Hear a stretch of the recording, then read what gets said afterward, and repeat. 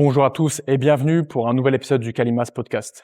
Aujourd'hui, on change un petit peu de cadre. J'ai décidé de faire cet épisode à la salle pour être dans l'environnement propice au sujet du jour. Si tu me découvres ici, sache que je m'appelle Edgar, je suis coach sportif diplômé et passionné et j'aide principalement les hommes minces à se bâtir un physique athlétique. Si tu as envie que je t'aide à réussir ta transformation physique, tu peux checker le lien qui est juste en dessous de la vidéo pour pouvoir découvrir ma méthode et éventuellement prendre un rendez-vous avec moi. Si je vois que tu as le profil adapté et que tu es motivé, on pourra démarrer un suivi et tu pourras avoir de super résultats. Pour le sujet du jour, quel format d'entraînement choisir? Est-ce qu'il faut s'entraîner en full body, en push-pull legs, en upper-lower ou encore faire un split? Ça, c'est des questions qui reviennent souvent. On est nombreux à ne pas savoir exactement quel format choisir. Premier point très important, c'est que globalement, tout peut fonctionner. Tu peux progresser avec à peu près n'importe quel format d'entraînement. Maintenant, c'est sûr qu'il y a certains formats qui vont te permettre de mieux récupérer et de progresser de manière un peu plus durable sur le long terme. Il va falloir aussi voir si tu préfères avoir des gains rapides ou des gains durables. Premier point très important, ton format d'entraînement, il doit être adapté à toi, principalement à ton niveau. Parce que entre quand tu es débutant ou quand tu es intermédiaire voire avancé, ça sera pas du tout la même manière de t'entraîner. Et qu'on soit très clair, la majorité des gens qui vont écouter ce podcast sont très certainement débutants. C'est-à-dire que pour moi, si tu n'as pas au moins 3 ans d'expérience d'entraînement de façon assidue et de façon optimisée, c'est-à-dire si tu t'es pas fait accompagner par un professionnel, si toi-même t'es pas peut-être dans le milieu du sport, si t'as pas des connaissances en termes de préparation physique, si tu t'es pas formé avec des livres, etc., il y a de fortes chances que tu aies fait les choses un petit peu au feeling et donc pas de manière optimisée. Donc, même si tu t'entraînes depuis 3, 5, voire parfois 10 ans, il y a des gens qui s'entraînent depuis 10 ans, mais qui ont encore un niveau débutant. Parce que finalement, il n'y a rien qui est optimisé sur leur manière de faire. Donc, quand tu es débutant, il y a plusieurs points qui vont être très importants. Hop. Alors, j'espère que tu verras bien. Quand tu es débutant, ta priorité, c'est de travailler ta technique. C'est-à-dire d'avoir une bonne technique sur les gestes pour pouvoir t'entraîner de façon safe, en sécurité et pouvoir bien progresser sur les mouvements. Ensuite, c'est également ta proprioception. C'est-à-dire de gagner des repères quant à la stabilité de tes articulations, la conscience de ton corps dans l'espace. C'est pour ça que le travail avec charge libre, notamment avec halter, sera très intéressant au début. Je conseille souvent de démarrer par du travail avec charge libre avant d'aller sur des machines.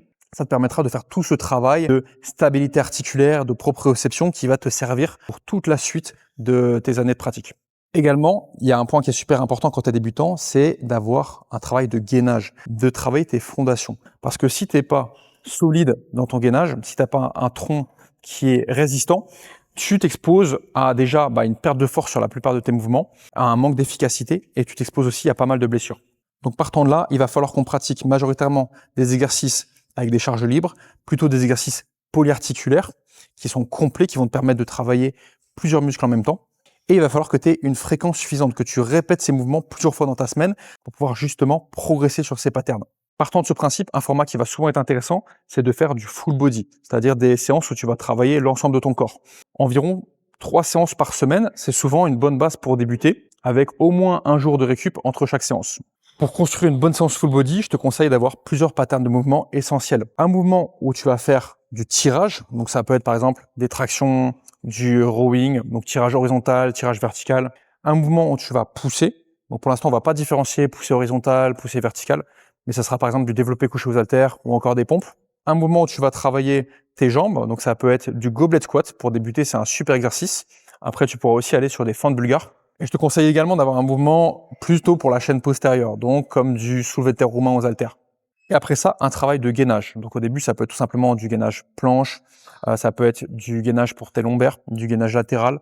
Et après, tu peux aussi faire des mouvements dynamiques comme des crunchs, des enroulements à la chaise romaine, des choses comme ça. Donc en termes de fréquence, 3 fois par semaine, c'est déjà très très bien pour débuter. Une erreur qui est souvent commise, c'est de vouloir en faire trop directement, de vouloir s'entraîner 5-6 fois par semaine alors que tu n'as pas le niveau pour encaisser. Garde en tête que le travail, c'est bien, mais la récupération, c'est ça qui va te permettre de progresser. Donc, il te faut un format d'entraînement qui va te permettre de t'entraîner, d'avoir des adaptations et de récupérer. Ça, c'est primordial.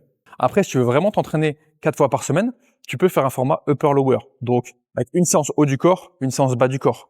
Et de recommencer ce cycle-là une deuxième fois dans la semaine pour avoir tes 4 séances. C'est un bon format, ça te permettra d'avoir une répartition équilibrée entre haut du corps et bas du corps. Bien sûr, gère quand même ta récupération. Essaie de ne pas faire les 4 séances d'affilée.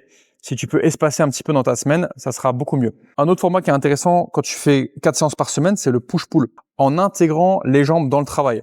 Donc une séance, on va faire plutôt des mouvements de poussée. Par exemple, ça va être le développé couché, le développé militaire, et on va intégrer souvent la chaîne antérieure des jambes, donc des patterns de squat, et avec ça un petit peu de travail et de gainage. Et une séance, on va plutôt faire des mouvements de tirage, donc du tirage vertical, du tirage horizontal. Avec ça, on peut intégrer le travail de la chaîne postérieure des jambes, comme avec du soulevé de terre roumain, par exemple.